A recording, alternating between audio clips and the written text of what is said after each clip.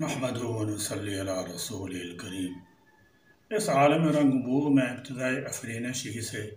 انگنت مثالی افراد نے جنم لیا۔ لامحدود نابغہ روزگار شخصیتیں دنیا کے سٹیج پر رونما ہوئی۔ فلاسفہ، حکماء، اہل دانش بینش منصب شہود پر جلوہ گر ہوئے اور اپنی اپنی جلوہ گری کر کے رخصت ہو گئے، اپنے اپنے نقوش ثبت کر گئے، انسانی سازی کے لیے اصول و ضوابط مرتب کر گئے، اخلاق و کردار سے دلوں کو مسخر، قلوب کو منور اور خیالات و نظریات سے اذہان کو تحیر اور ارشادات و ملفوظات سے احساسات کو پرمسرت کر گئے۔ لیکن کب تک؟ چند روز، چند مہینے، سال، 2 سال، بہت زیادہ قرن، 2 قرن،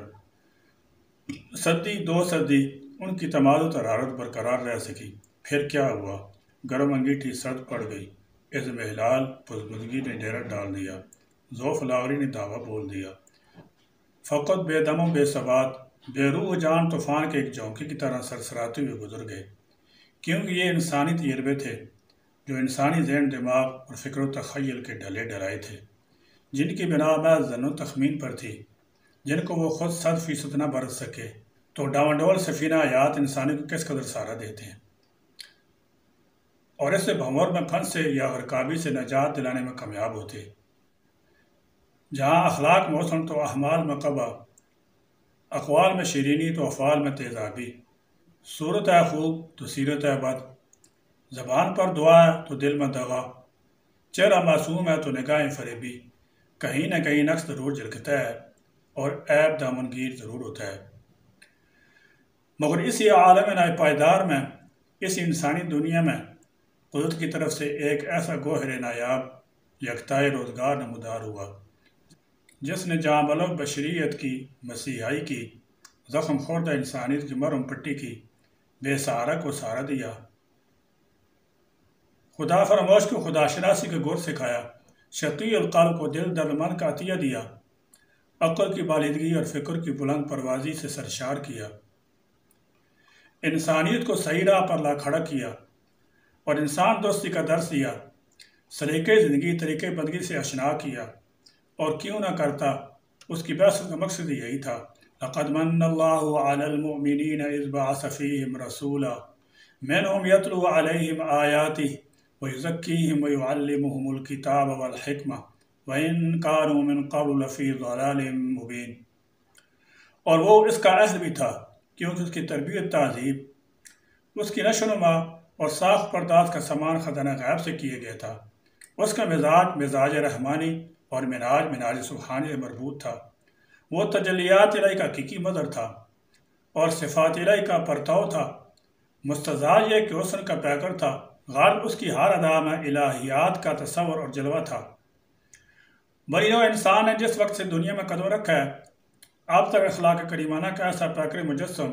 جس کی قوت خلق عمل نے دنیائے انسانی کو یک لخت اپنا گرویدہ بنا لی ہو، پیدا ہوا ہے، نہ ہے اور نہ ہوگا،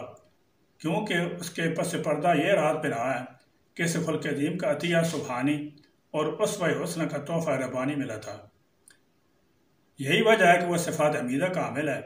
اور منتہا خلق حسن ہے، اس لیے کہ وہ مکارم اخلاق کی تکمیل کرنے والا ہے، اور یہ خلق حسن ایک صفت یا کسی ایک خوبی کا نام نہیں ہے،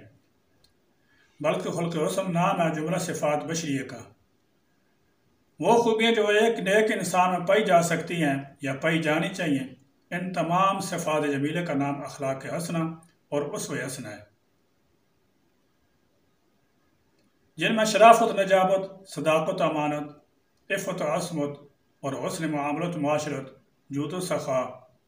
صدق و وفا، اثار و قربانی، عدل کثری،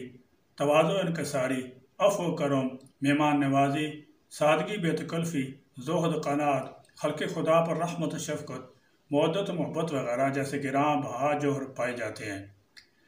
ان تمام ہیرے جواہرات اور یاقوت و مرجان سے جگر گوش آمنہ مرصع و مزین تھا، جس نے انسانیت کو بنایا اور سجایا،